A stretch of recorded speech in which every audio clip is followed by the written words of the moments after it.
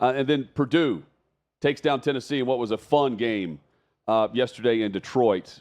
Zach Edey going for 40 points, 16 rebounds in that game. NC State and DJ Burns, what a story as they burned past Duke in what was a lopsided game.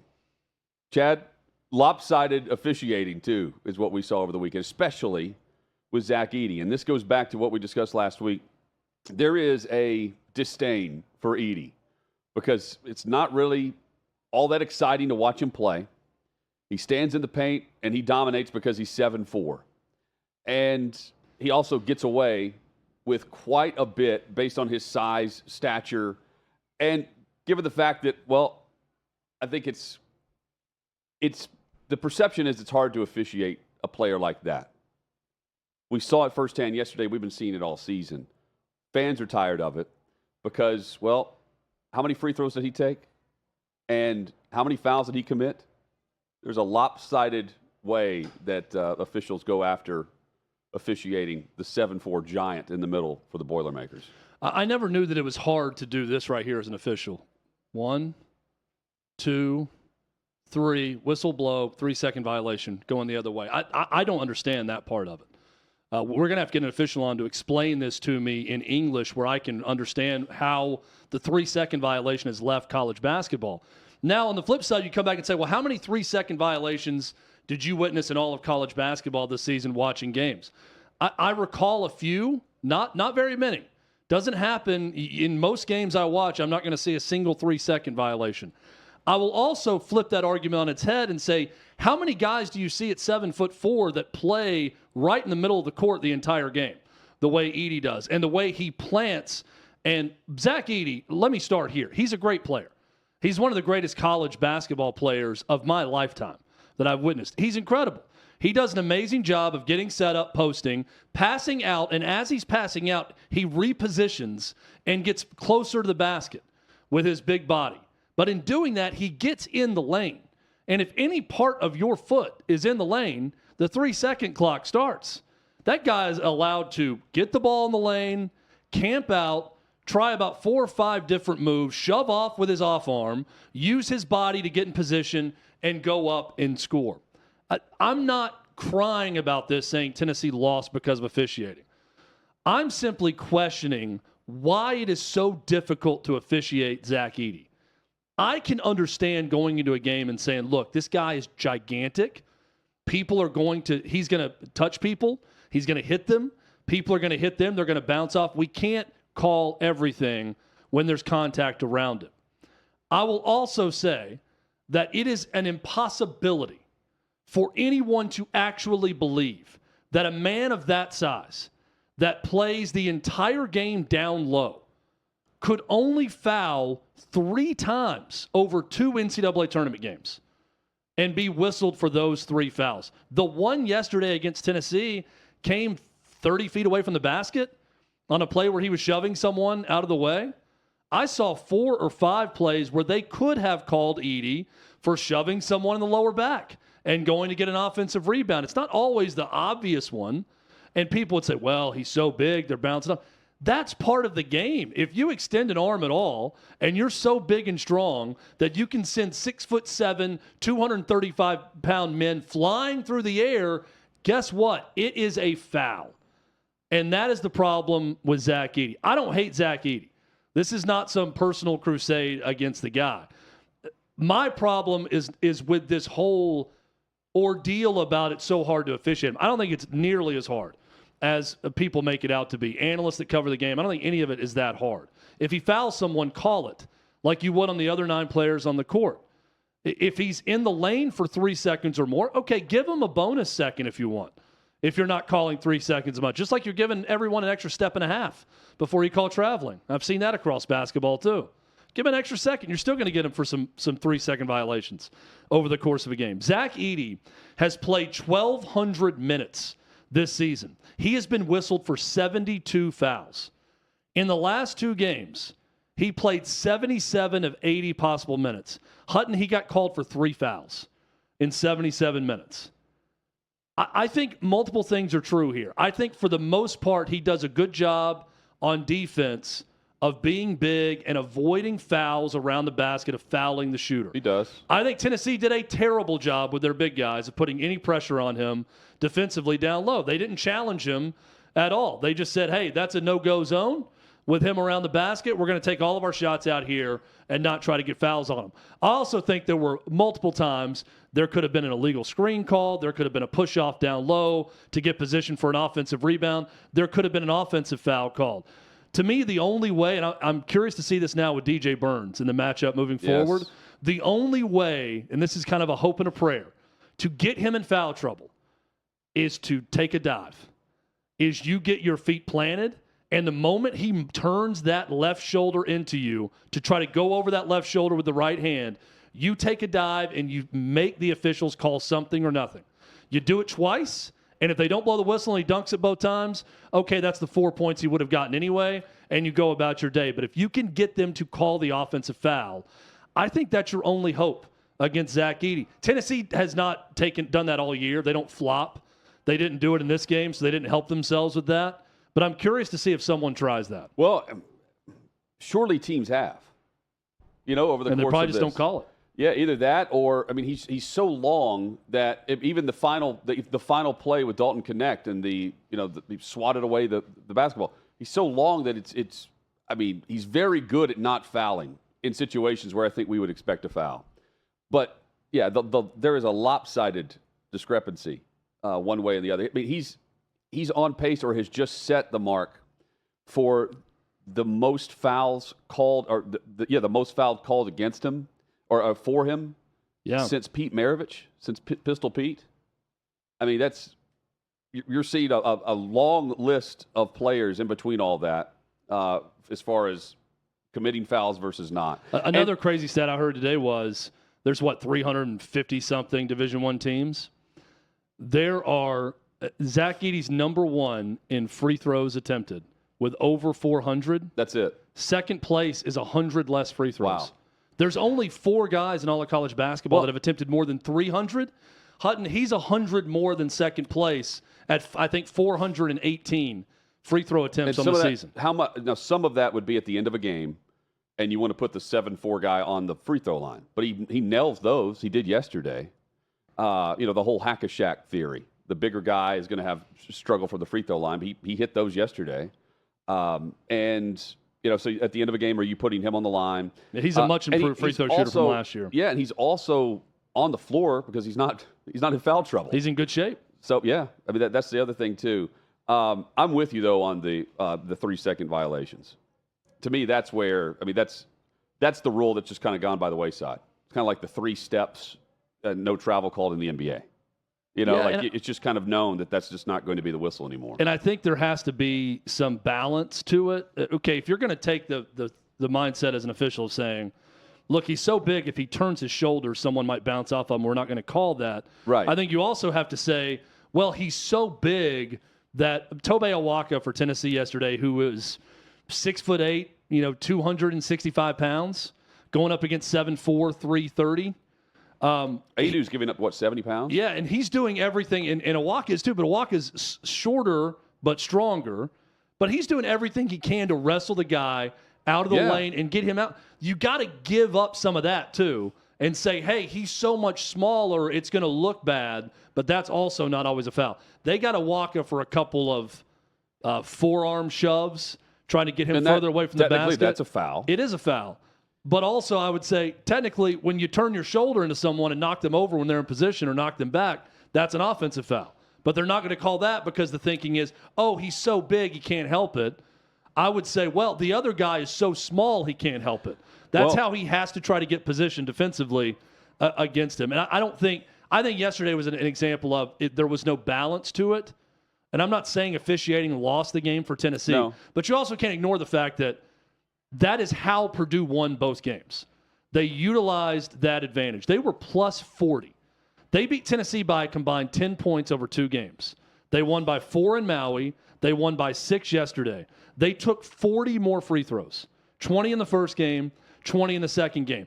Now, you could also say, hey, well, Tennessee should have adjusted. Well, that's how both of them play. They utilized their advantage in both games, and they won the game that way. Also, The game, to me, came down to that end of the first half where Tennessee's up, 11 or 12? And they're up 32-21, and then it was a 15-2 run from and then Purdue. Purdue's up 2 at half. Yeah. That's where the game flipped, and that wasn't officiating. No. But when it came time to actually put the game away, it did come down to the free throw line.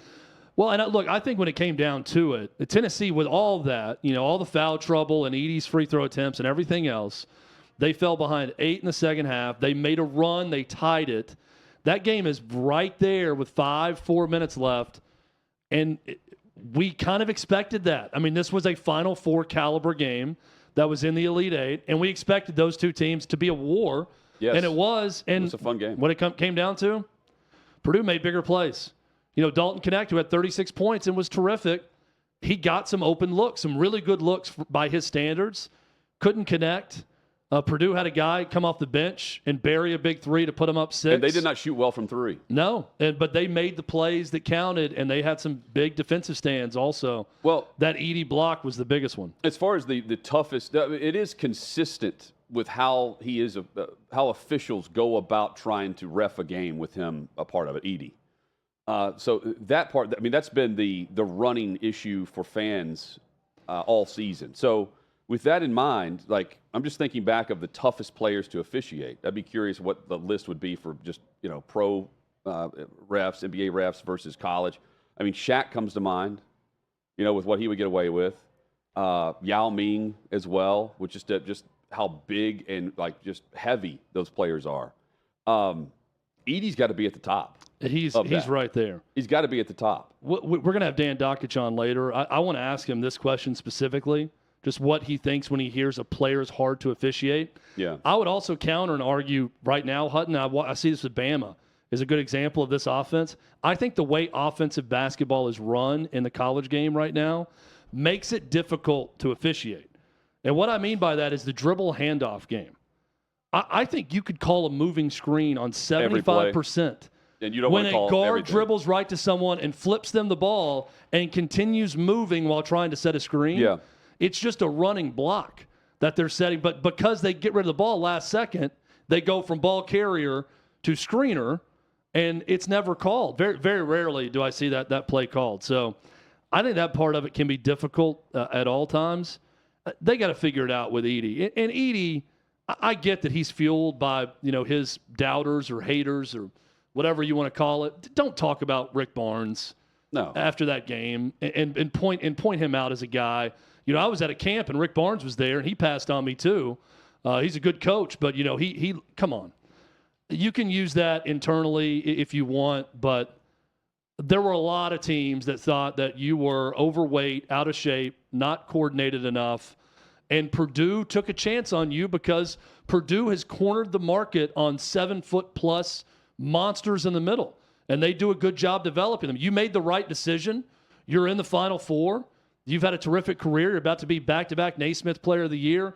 Don't use that platform to go after a guy and a coach like Rick Barnes in that way. I did not appreciate that from Edey. Chad, I want to set the matchups that we're about to see in the Final Four. UConn and Bama, Purdue taking on NC State. Just from what you've been saying all season, you feel like this is Purdue's year. Right. Well, I thought that before I saw UConn just systematically destroy everyone in their way. But the team of destiny, which we've gone back to, with even I think it's the cool story is them bouncing back from losing in historic fashion. I've seen nothing from them to make me think that they can't be that. Yeah, I think it's going to be even an with all-out. UConn. It's going to be an all-out war if it's UConn and Purdue in the national championship game. But how about a 30-0 run in that game against Illinois? That went from close to a laugher quickly. They curb stomped every opponent along the way. Incredible. Yeah, and it just in dominant fashion. And an Illinois team that is not easy to just go and do that against. They end up in what was a tight game. Was it tied at the time? Yeah, the second best offense from an efficiency standpoint in America was Illinois. And they play defense, by the way. Yeah. And they play defense. 30-0 run. Going a 30-0 run, and in the moment, they don't even realize, the players are admitting post-game, that they were even doing that. They knew they were getting stops and scoring, but after the game, they're told it was a 30-0 run, and they're surprised by it. We're setting up for a great showdown. Now, typically, when we say this, something's going to trip it up. Something trips it up. Alabama has scored back-to-back games with 89 points, for instance. They can get hot from three. They don't play defense, but they can get hot, and they can keep up. But even when you keep up, UConn does that, the 30-0 run, where if you go silent, if you get cold for 2.5 minutes, it's not like the NBA where you're catching up in 2.5 minutes later on a 15-0 run of your own. UConn puts it away. And on the flip side, I love the NC State story. But an 11 seed against this Purdue team, asking Chad ahead of this, the team of destiny, that team won't lose to NC State. Not after what happened last year in the first round. This is going to be a great championship game if we get it a week from today. And it's UConn, which has the chance to walk away with a back-to-back championship, but on top of that, play into a discussion we had about the villain. You know, are they going to be the hated team? Or is it Zach Edey getting away with everything, and it turns into a championship run of Purdue's? I can't wait to see it. I want to go ahead and hit fast forward on the Final Four. As bad as that sounds, Bama, I did not expect this from Alabama. Not after seeing them a couple of times, well, one time in person during the regular season, and the type of defense they play, and when they go cold, they're cold. But they have been able to climb and rise to the occasion. And their big players are making big shots. And they're a cohesive team right now. They've got confidence behind Nate Oates. And then NC State with DJ Burns. And the run they have been on through the ACC tournament, knocking down Duke, but along the way, becoming one of the Cinderellas, which is hard to say that. I wouldn't classify them as that. They're the champion of the ACC. But the Cinderella of this tournament, and what's been a very top-heavy tournament. Give me, though, the top-heavy teams. 1 versus 1, great versus great, and a championship game that America will be tuned into to see great on great for the chance to either run it back after embarrassing yourself in the first round last year or go back-to-back in a year where number one hasn't always been able to stay on top. It was very back and forth throughout the year at the top of the mountain. But UConn seems to be there right now, and no one is coming close to them. Purdue can. But, Chad, there's your take on the officials makes me think, what if the championship game, if we get this, is the one game where they actually start calling fouls on Edey? Then I would feel bad for Purdue at that point because they haven't done it all year. I know. So it's okay. Now we're going to get to the Monday night of the national championship game, and suddenly everything's going to change because people have been complaining about it. Then I would feel a little bit bad for Purdue, just a little bit, not too bad for Purdue, given how they've had the benefit of it all year. But you get Horn against Braden Smith. I mean, there's some good matchups in the Final Four. I don't want to just pass over this, but I can't help but think about the matchup now. Yeah, I think if I had to guess, I think NC State's run is going to end pretty quickly against Purdue in that game. Alabama's got a puncher's chance because of the high volume three-point attempts they have in every game. And when they get hot, I mean, Mark Sears hit 7 straight against Clemson. Now, they still had to hang on and survive in that game against Clemson, even getting that hot in the second half. Story, but too. Alabama has the ability with Estrada, with Sears, Ryland Griffin, they can get hot quickly and beat anyone in this tournament. I was in a group text with Clay Travis yesterday. I know I'm not speaking out of turn because he talked about it on OutKick the show today about this group text. And Clay immediately sometimes goes to sort of the defeated, attitude. Right after the game, he was saying, I've conceded that, my team is never going to be in the Final Four. If Tennessee's not going to get there with Dalton Connect is on this team and everything was set up for them to do it, it's just never going to happen. And he was kind of playing the math game. I've probably got 35 years left. Let's say they go to 17 or 18 tournaments. It's not ever going to happen. And I just point back to Clay and anyone else who says that to sports, and anything can happen. NC State was going to fire Kevin Keatts. They were down at halftime on Tuesday night of the ACC tournament to Louisville, one of the worst teams in college basketball. They won that game. A missed 1-and-1 by Virginia gave them a chance to bank in a 25-footer to send it to overtime the next night. That kept them alive. Then they upset Duke. Then they beat North Carolina. And suddenly they are an automatic qualifier for the NCAA tournament. They're the first team in college basketball history to have 14 losses and be in the Final Four. Anything can happen. FAU went to the Final Four a year ago. San Diego State played for a national title. Alabama was reeling going into the NCAA tournament. They're close to triple digits in defense nationally. And they got a very favorable draw. They got the number one seed they matched up well against that plays kind of a similar style to them, and they outshot them. And Grant Nelson had an amazing game. Then they get hot against Clemson, a 6 seed they have to beat to go to the Final Four. And now they're going to their school's first ever Final Four. So to Clay and everyone else, I'll say, look, anything can happen. Is it disappointing with a team like Tennessee? Sure. Do I think they're going to have another Dalton Connect in the next 5 years? No. In the next 10 years? Probably not. But could a Tennessee team down the road that's a 9 seed get hot and beat a 1 seed in round 2 and go to a Final Four? Absolutely. Every year this tournament proves that anything can happen. DJ Burns at NC State's a great example of this. How smooth is that guy, man? He is so super skilled. It's incredible to watch him play. The footwork. You know, he's dropping 29 on Duke. He's also such a good passer.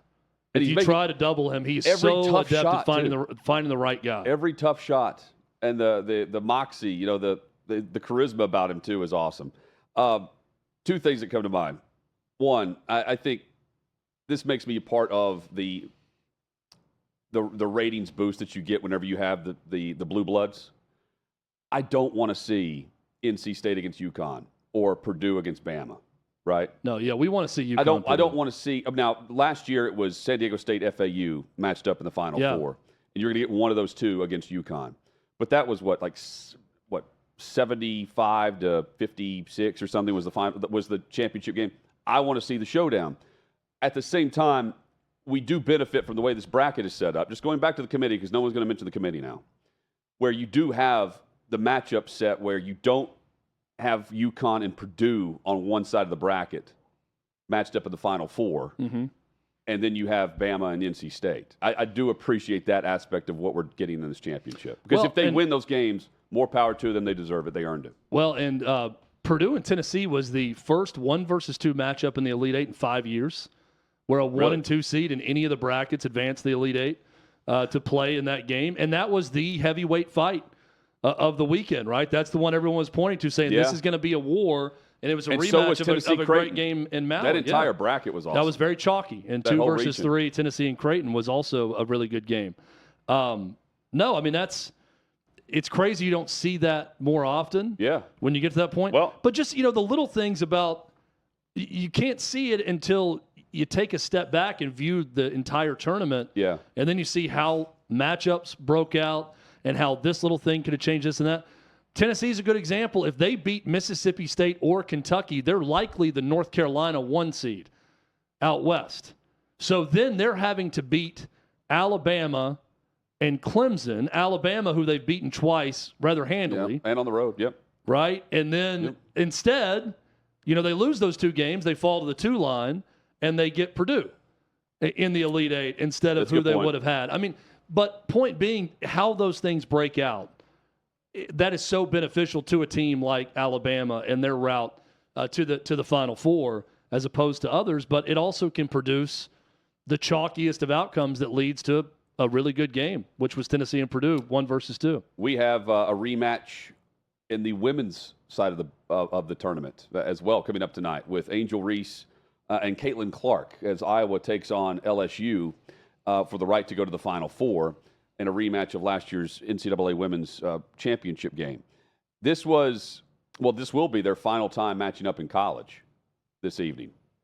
Last year's matchup, 102 to 85, the final score, with LSU winning over Iowa. Of course, Angel Reese going with the John Cena "you can't see me" gestures, something that we'd seen from both teams, especially from Iowa throughout the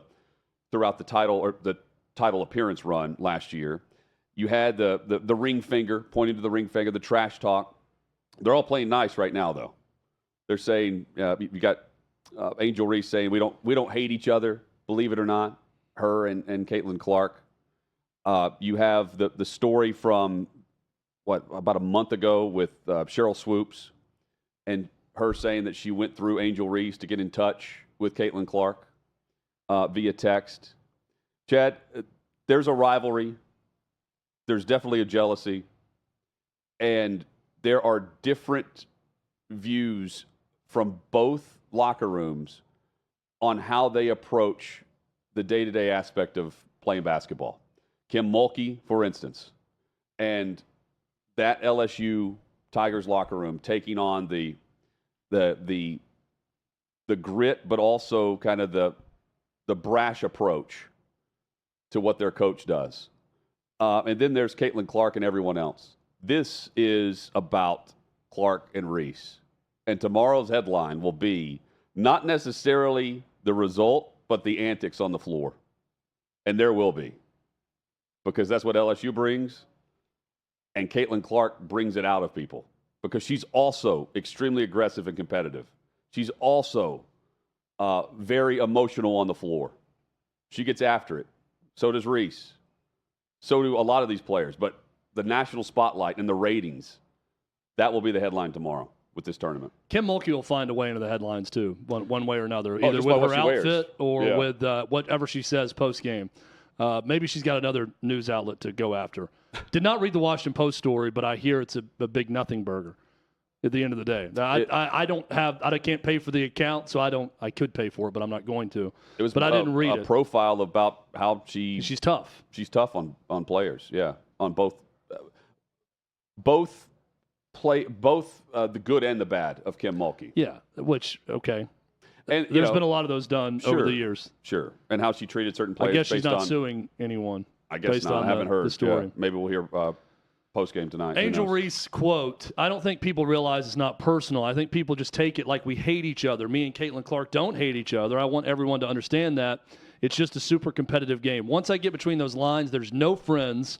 I have plenty of friends on the court that I talk to outside of the game. But when I get between those lines, we're not friends. We're not buddies. I'm going to talk trash to you. That from Angel Reese. I buy it. I'm going to be watching tonight. I think a lot of America is going to be watching, and it's going to surpass the ratings of the national championship game from a year ago in the Elite Eight. I wish this was a Final Four matchup. I know both coaches for both teams have talked about wishing it was a Final Four matchup. It's not. LSU's a 3 seed. That's where they landed. Iowa did their part and got the number 1 seed in their bracket. If LSU did their part this year and were another number 1 seed, this could be a Final Four matchup. But I'll be watching, and there's all of these different storylines about it and kind of going back to the reaction to everything a year ago. I think oftentimes we get caught up in the, women shouldn't behave like this. Or that's more of the men's game. Women shouldn't act like this. Women shouldn't do that. And then people say, well, why can't they? They're doing whatever they want, just like the men. I would just simply argue that not everything that the men's game does is a positive. You don't have to emulate every part of it. And I don't think, getting in someone's face and taunting them is necessarily a positive. I think I'd say that about the men's game, too. And if I were a coach of one of the men's players who did some of the things that Angel Reese or others done, I'd probably tell her to cool it. Let's win the game. Let's go about our business. You can celebrate. You can get excited. But, some of the taunting stuff you don't need. I don't think they absolutely need that to get going. And Caitlin Clark is guilty of this at times, too. I mean, she will get after it. And she'll talk trash. And she'll say things to the crowd. And she'll scream back also. But whatever the formula is, they got me. I'm hooked in. I've been watching more than I ever have, and I'm going to watch again tonight. So, bravo. Whatever you're doing, bravo. They can downplay the rematch all they want. I mean, they're trying not to overhype it internally, But this game was the highest rated game in women's tournament history. 10 million tuned in last year to the championship game that was on ABC. Yeah. And right now, was it a little over $4 million? Was the previous game for Caitlin Clark? Well, Sweet 16? she had close to 5 for the second round game. I don't know what the Sweet 16 game did for her, but the game against West Virginia, I know was over $4.9 million. Yeah, the eyeballs will be there. That was a second round game on a Tuesday night. Yes. And again, the Monday night prime time slot, the showdown. And, what happens post-game if LSU wins versus Iowa? And the reaction to the result is more, I think, covered tonight than the actual result, which is, both fun but unfortunate, I guess, in all of this, because it's about 2 players. Yesterday it was Edey against Connect. This is about Angel Reese and Caitlin Clark. I think it's about Kim Mulkey, too, only because she inserts herself into so many stories, and now she's such a high-profile – she has been for a while, but such a high-profile coach. She embodies what Angel Reese does during the game. Well, right? Her personality and her swagger is exactly that of Angel Reese and what LSU does. Well, LSU getting to the Elite Eight post-game, I forget which player it was, sitting right next to Mulkey.